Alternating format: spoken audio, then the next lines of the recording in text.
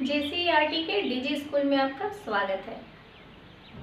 बच्चों, आज हम पढ़ेंगे कक्षा 7 का विषय भूगोल, जिसका अध्याय 4 है वायुमंडल। बच्चों, हमने पिछली कक्षा में पृथ्वी के बारे में पढ़ा है। हमारी जो पृथ्वी है वो सौरमंडल का एकमात्र ऐसा ग्रह है जहाँ की जीवन संभव है। चलिए अब हम यह जानने का प्रयास करेंगे कि आखिर हमारी पृथ्वी पर ही जीवन क्यों संभव है। तो बच्चों, ऐसा इसलिए है कि हमारी जो पृथ्वी है वो चारों ओर से गैसों के विशाल आवरण से ढकी हुई है। इन गैसों के जो विशाल आवरण हैं इन्हें हम कहते हैं वायुमंडल। तो बच्चों, हमने देखा कि हमारी पृथ्वी अपने चारों ओर से गैसों के विशाल आवरण से ढकी हुई है, जो कि वायुमंडल कहलाती है। अब वायुमंडल का क्या कार्य है? वायुमंडल का कार्य है सूर्य से आने वाली अत्यधिक तेज जो उष्मा आती है, सूर्य से जो अत्यधिक तेज ऊर्जा पृथ्वी पर आती है उसे रोकना। अब आप पूछोगे कि ये क्यों? ये इसलिए क्योंकि हमने पहले भी पढ़ा है कि सूर्य जो है वो ऊर्जा का असीम भंडार है। अगर सूर्य की जो उष्मा है वो सीधे सीधे हमारी पृथ्वी तक आ जाएगी तो पृथ्वी पर जितने भी जीव जंतु पेड़ पौधे हैं सभी जल जाएंगे, यानी पृथ्वी पर जीवन संभव नहीं हो पाएगा। सूर्य की तेज उष्मा के कारण पृथ्वी पर जीवन संभव नहीं हो पाएगा। पर ये जो वायुमंडल है, ये जो पृथ्वी के चारों तरफ वायु का आवरण है, ये सूर्य से आने वाली तेज ऊर्जा को रोकती है, अवशोषित कर लेती है और उतनी ही मात्रा हमारी पृथ्वी तक भेजती है जितनी हमारी पृथ्वी को जीवन जीने के लिए या जीवन का अस्तित्व बनाए रखने के लिए आवश्यक है। तो हमने देखा कि वायुमंडल का क्या कार्य है। वायुमंडल का कार्य है सूर्य से आने वाली पराबैंगनी किरणों को रोकना, सूर्य से आने वाली तेज उष्मा को रोकना और उसकी सीमित मात्रा हमारी पृथ्वी तक भेजना, ताकि हमारी पृथ्वी पर जीवन संभव हो सके। बच्चों, हमने पिछली कक्षा में चंद्रमा के बारे में पढ़ा है। आपको पता है चंद्रमा हमारी पृथ्वी का एकमात्र प्राकृतिक उपग्रह है, पर चंद्रमा पर जीवन संभव नहीं है। ऐसा क्यों? ऐसा इसलिए कि क्या आप जानते हो चंद्रमा पर दिन का तापमान जो होता है वो 100 डिग्री सेल्सियस होता है। क्यों होता है? क्योंकि चंद्रमा के चारों ओर वायुमंडल नहीं है जो सूर्य से आने वाली तेज उष्मा को रोक सके। और यही जब हम रात के समय देखते हैं तो चंद्रमा का तापमान घटकर -100 डिग्री सेल्सियस हो जाता है। दिन और रात के तापमान में ये जो विषमता है इसका कारण है वायुमंडल का अभाव। पर हमारी पृथ्वी के साथ ऐसा नहीं है, क्योंकि हमारी पृथ्वी के पास गैसों का एक विशाल आवरण है जिसे हम लोग कहते हैं वायुमंडल। यानी हम लोगों ने देखा कि हमारी पृथ्वी चारों तरफ से सैकड़ों किलोमीटर तक गैस के एक विशाल आवरण से ढकी हुई है, जो हमारी पृथ्वी पर जीवन को संभव बनाती है, जो हमारी पृथ्वी को सस्य श्यामलाम बनाती है, उसे हम लोग कहते हैं वायुमंडल। तो बच्चों, अब हम यहाँ पर देखेंगे कि हमारे वायुमंडल का संगठन किस प्रकार का है, यानी कि हमारे वायुमंडल में कौन कौन सी गैसें मौजूद हैं और उनकी मात्रा कितनी है। तो हम यहाँ पर देखते हैं कि हमारे संपूर्ण वायुमंडल का 78% यानी 78% नाइट्रोजन गैस है और 21% ऑक्सीजन गैस है। और जो ये पतला सा डायग्राम हम लोग यहाँ पर देख रहे हैं, ये 1% को दिखाता है, जो कि बाकी अन्य गैसें हैं। अब आप पूछोगे कि अन्य गैसों में कौन कौन सी गैस आती हैं? तो अन्य गैसों में carbon dioxide, organ, neon, xenon, krypton, helium, ozone, जलवाष्प तथा धूलकण आते हैं। बच्चों, हमारे वायुमंडल में मौजूद जो ये विभिन्न प्रकार की गैस हैं, इनका अपना एक विशेष महत्व होता है। जैसे सबसे पहले हम देखते हैं नाइट्रोजन गैस, जिसकी मात्रा हमारे पूरे वायुमंडल में 78% है। ये नाइट्रोजन गैस जो होती है वो हमारे पेड़ पौधों के लिए बहुत ही आवश्यक होती है। पर क्या आप जानते हैं, पेड़ पौधे जो हैं वो सीधे सीधे नाइट्रोजन गैस को ग्रहण नहीं कर सकते। कुछ पौधे जैसे दलहनी पौधों की जड़ों में राइजोबियम नामक एक जीवाणु पाया जाता है जो वायुमंडल के नाइट्रोजन गैस को नाइट्रेट में परिवर्तित कर देता है। तब पौधे इस नाइट्रेट को ग्रहण कर लेते हैं और ये पौधों के विकास में सहायक होता है। वायुमंडल में नाइट्रोजन की अधिकता के कारण कभी कभी क्या होता है कि हमारे साथ सांस में, मनुष्यों तथा जंतुओं के द्वारा सांस में ऑक्सीजन गैस के साथ नाइट्रोजन गैस भी चली जाती है, पर इससे हमारे शरीर को किसी प्रकार की कोई हानि नहीं होती, किसी प्रकार की कोई क्षति नहीं पहुंचती है। इससे क्या होता है, जब श्वसन क्रिया के द्वारा हम इसे दोबारा शरीर से बाहर निकाल देते हैं। अब आती है बारी ऑक्सीजन गैस की। ऑक्सीजन गैस, जैसा कि हम सभी जानते हैं कि सजीव या जीवों को सांस लेने के लिए श्वसन क्रिया में ऑक्सीजन गैस की आवश्यकता पड़ती है। हम श्वसन क्रिया के दौरान, हम यानी जीव जंतु मनुष्य श्वसन क्रिया के दौरान ऑक्सीजन गैस को ग्रहण करते हैं और कार्बन डाइऑक्साइड गैस को बाहर छोड़ते हैं।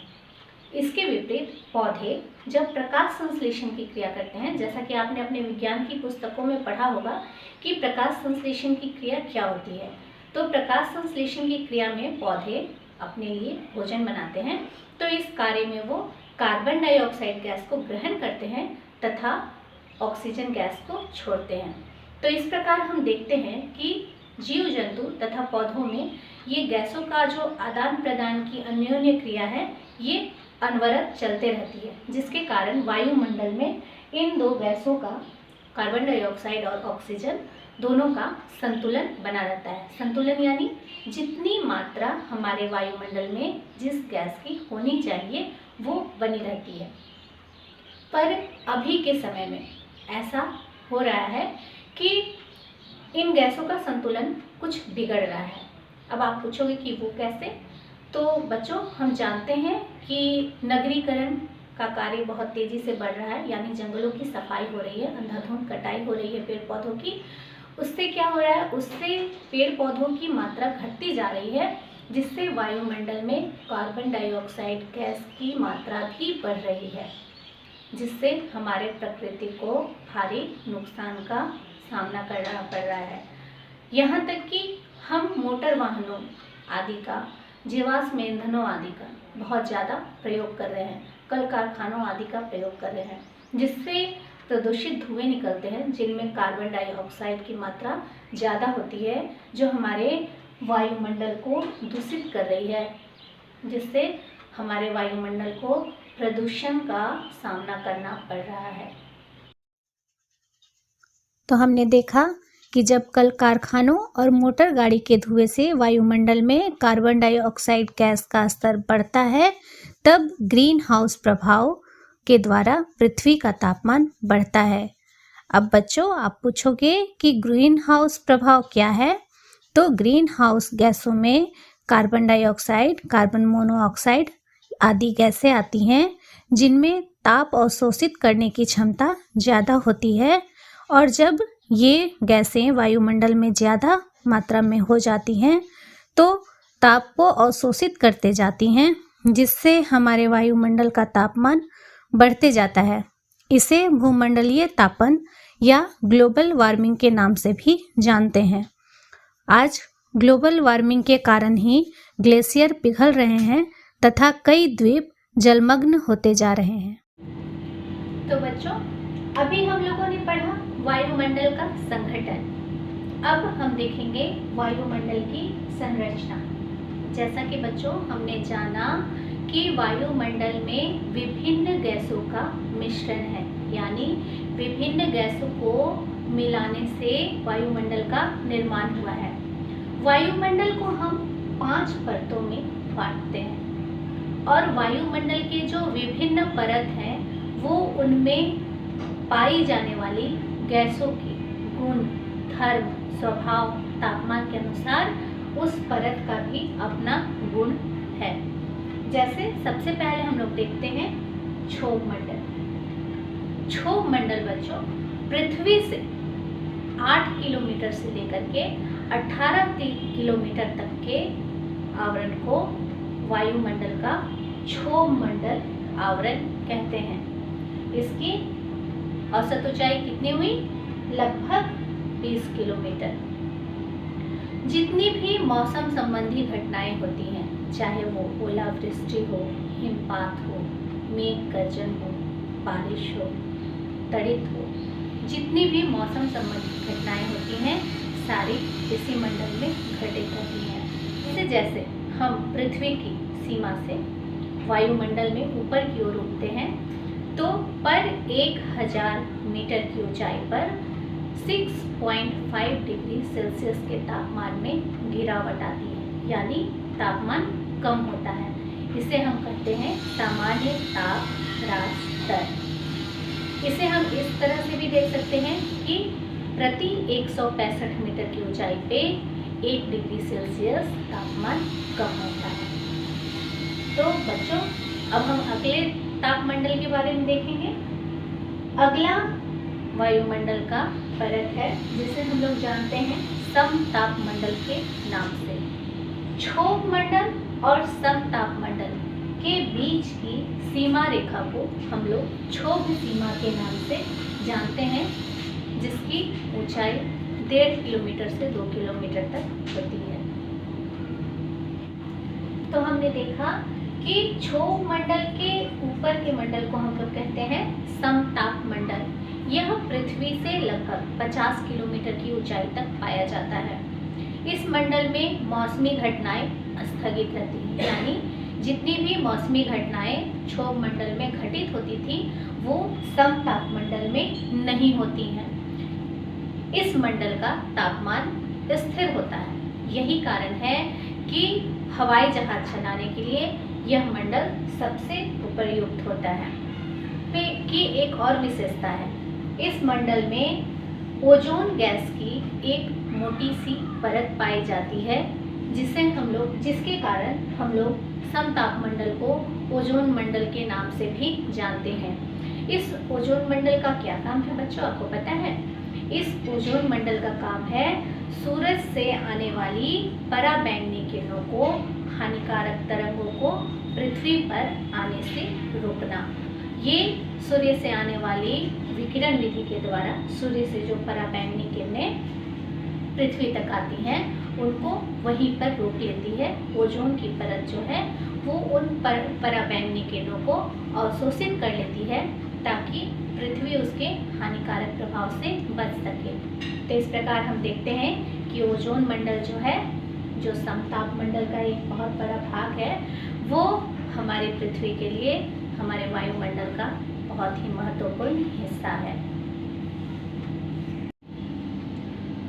अब समताप मंडल के बाद आता है मध्य मंडल।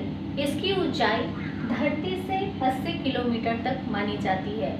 इस मंडल का तापमान अत्यधिक कम होता है। अंतरिक्ष से आने वाले उल्कापिंड इस मंडल में जलकर नष्ट हो जाते हैं। जैसे जैसे हम ऊपर की ओर बढ़ते हैं तापमान में कमी आती जाती है। अगला मंडल है ताप मंडल। इसकी ऊंचाई लगभग 640 किलोमीटर तक माना जाता है। यह माना जाता है कि मध्य मंडल के बाद यानी 80 किलोमीटर से लेकर के 640 किलोमीटर तक ताप मंडल है। ताप मंडल को आयन मंडल भी कहते हैं। जितनी भी विद्युत चुंबकीय तरंगे या जितनी भी आकाशीय विद्युत चुंबकीय घटनाएं घटित होती हैं वो इसी मंडल में घटित होती हैं। पृथ्वी से जितनी भी रेडियो तरंगे प्रसारित होती हैं वो इसी परत द्वारा पृथ्वी पर वापस की जाती हैं। यानी हम जो पृथ्वी पर रेडियो, टेलीविज़न इत्यादि देख सकते हैं वो विद्युत चुंबकीय तरंगे इसी आयन मंडल के द्वारा पृथ्वी पर वापस परावर्तित करती हैं। आसानी से सुन सकते हैं या उसका प्रयोग कर सकते हैं। आयन मंडल के कारण ही रेडियो संचार संभव है। अब अगली परत है बहिर्मंडल। पृथ्वी से 640 किलोमीटर की ऊंचाई के बाद जो परत आती है उसे हम लोग बहिर्मंडल के नाम से जानते हैं। बहिर्मंडल की ऊपरी सीमा ज्ञात नहीं है। लगभग माना जाता है कि 10,000 किलोमीटर तक बहिर्मंडल की ऊपरी सीमा है। बहिर्मंडल में तापमान बहुत ही ज़्यादा होता है और वायु बहुत ही विरल होती है। इसमें हाइड्रोजन तथा हीलियम जैसी हल्की गैसें पाई जाती हैं।